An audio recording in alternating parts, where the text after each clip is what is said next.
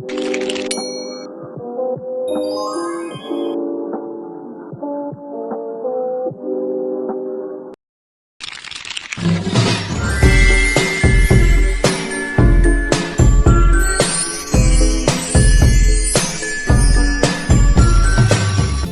individu dalam organisasi merupakan salah satu aspek yang sangat penting untuk dipahami dalam konteks manajemen modern. Dalam era globalisasi dan digitalisasi yang semakin pesat, organisasi dituntut untuk dapat beradaptasi dengan cepat terhadap perubahan yang terjadi. Hal ini menuntut individu untuk memiliki sikap dan perilaku yang sesuai agar dapat berkontribusi secara optimal terhadap tujuan organisasi. Faktor-faktor yang mempengaruhi kinerja individu dalam organisasi sangat beragam, mulai dari lingkungan kerja, budaya organisasi, hingga kepemimpinan. Lingkungan kerja yang kondusif dapat meningkatkan motivasi dan produktivitas karyawan, sedangkan lingkungan yang tidak mendukung justru dapat menghambat kinerja. Berikut analisis dan perubahan individu dalam organisasi dapat dibahas dari berbagai aspek. Yang pertama ada perilaku individu. Perilaku individu dalam organisasi merupakan interaksi antara karakteristik individu dan karakteristik organisasi. Setiap individu dalam organisasi akan berperilaku berbeda dengan satu dengan yang lainnya. Yang kedua ada motivasi perubahan. Motivasi perubahan dapat dibangun dengan menumbuhkan kesadaran untuk berubah. Pemimpin dapat mengarahkan anggotanya agar timbul rasa ingin berubah. Yang ketiga ada teori change curve. Teori change curve ini dari Kubler-Ross, yaitu menyebutkan 5 tahap respon alami seseorang yang mengalami perubahan hidup, yaitu penyangkalan, kemarahan, tawar-menawar, depresi, dan penerimaan. Berikutnya juga ada perubahan organisasi. Perubahan organisasi dapat disebabkan oleh beberapa faktor, seperti perubahan lingkungan, perkembangan dari waktu ke waktu, dan munculnya kebutuhan baru. Berikutnya, ada 5 tahapan proses analisis pada perubahan individu dalam organisasi. Yang pertama, mengidentifikasi masalah utama. Yang kedua, mendokumentasikan penyebab masalah. Dan yang ketiga, membandingkan pedoman.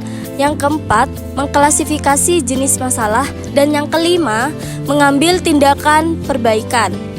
Di sini ada 7 langkah untuk mengubah perilaku.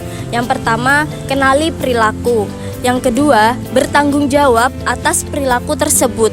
Nah, yang ketiga, kenali pengorbanan jangka pendek dan jangka panjangnya yang dikeluarkan untuk perilaku yang merintangi tersebut. Nah, yang keempat, akuilah bahwa Anda dapat membuat pilihan, mana itu pilihan yang buruk dan pilihan yang baik. Yang kelima, kenali teknik-teknik yang digunakan untuk menggerakkan perilaku yang merintangi. Yang keenam, hadapi rasa takut tanpa perilaku yang mengganggu. Nah, yang terakhir atau yang ketujuh, hadapi rasa takut dengan menguji melawan kenyataan tersebut. Halo Mi. Halo.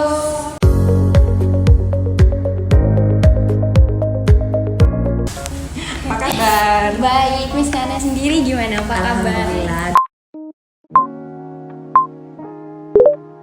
Tantangan terbesar dalam menganalisis perilaku individu dalam organisasinya Miss Nana sendiri itu seperti apa? Tantangan ya. Jadi di sebuah organisasi atau di sebuah kelompok itu memang tidak berjalan mulus atau tidak berjalan sesuai apa yang kita inginkan ya. Ekspektasi itu tinggi, tetapi yang kita harapkan itu juga ada beberapa geronjalan atau hambatan itu dari lapang biasanya. Apabila kita berhadapan dengan klien, berhadapan dengan mitra, nah itu kita juga kan nggak tahu karakter mereka masing-masing ya. Jadi yang kita hadapi paling utama itu adalah karakter orang yang kita hadapi, orang-orang baru tentunya, seperti itu mungkin. Faktor apa sih yang paling mempengaruhi perubahan individu di tempat kerja itu, Miss? Ini baik perubahan positif maupun negatif. Oke. Kalau perubahan positif itu mungkin dari faktor karakter ya. Jadi karakter itu sebetulnya kita nggak ada yang mempunyai karakter itu sesuai sama yang diinginkan sama leader ya. Berbagai individu yang ada di dalam organisasi itu ada berbagai karakter yang tidak diharapkan sama leader. Tapi itu saling melengkapi. Apabila kita mempunyai satu kegiatan misalkan ya, ada yang dibutuhkan menjadi seorang yang aktif, ada yang dibutuhkan menjadi orang yang detail, ada yang dibutuhkan juga menjadi orang yang wise sama orang lain itu bisa dijadikan sebagai human resource misalkan. Nah itu bisa menjadi nilai positif untuk organisasi kita. Jadi karakter yang katanya itu hambatan ya beda-beda itu bisa menjadi nilai positif untuk kemajuan dalam sebuah kegiatan apabila kita menilai positifnya seperti itu. Kalau negatifnya kadang di dalam suatu konflik itu terjadi suatu masalah ya. Apabila suatu rumusan masalah tersebut tidak terjadi tujuan atau poin yang kita harapkan itu menjadi konflik yang nggak selesai-selesai, akhirnya nggak selesailah masalah itu. Nah itu bagaimana caranya leader agar mengkoordinasikan dengan baik supaya berbagai leader dengan karakter yang bermacam-macam tersebut menjadi satu dan tidak menjadi konflik tersebut, mungkin begitu. Lalu strategi apa nih yang Miss Nana gunakan untuk membantu individu beradaptasi dalam perubahan organisasi ini? Oke. Jadi strategi itu misalkan kita mau berhadapan dengan gen-gen yang ada di sekitar kita ya, kan ada beberapa tim itu yang ada Gen Z juga, ada gen milenial juga. Nah itu karakternya beda-beda. Jadi apabila kita mau menyatukan gen-gen tersebut kan nggak mungkin ya. Jadi yang kita mungkinkan itu kita memberi nilai, memberi apresiasi kepada mereka. Sehingga dia itu bisa memberikan reward juga kepada kegiatan-kegiatan atau hal-hal yang bisa dilakukan untuk organisasi kita. Gitu mungkin. Ini menurut Miss Nana sendiri itu langkah awal terbaik untuk seseorang yang ingin memperbaiki dirinya di tempat kerja itu bagaimana? Oke, jadi nggak ada orang yang mempunyai karakter buruk ya. Semuanya itu terlahir dari pikirannya sendiri.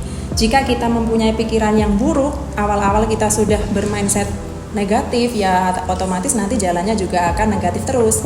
Jadi mulai yang Miss Nana kasih briefing kepada tim Miss Nana, misalkan ada anak baru nih ya masuk, yang Miss Nana kasih briefing itu bukan tentang bagaimana kita berusaha, berwirausaha, tetapi tentang bagaimana mengendalikan emosi ya, bagaimana kita bisa mengendalikan amarah. Nah itu yang paling utama. Jadi yang paling penting dalam suatu leadership itu adalah mindset dan empati.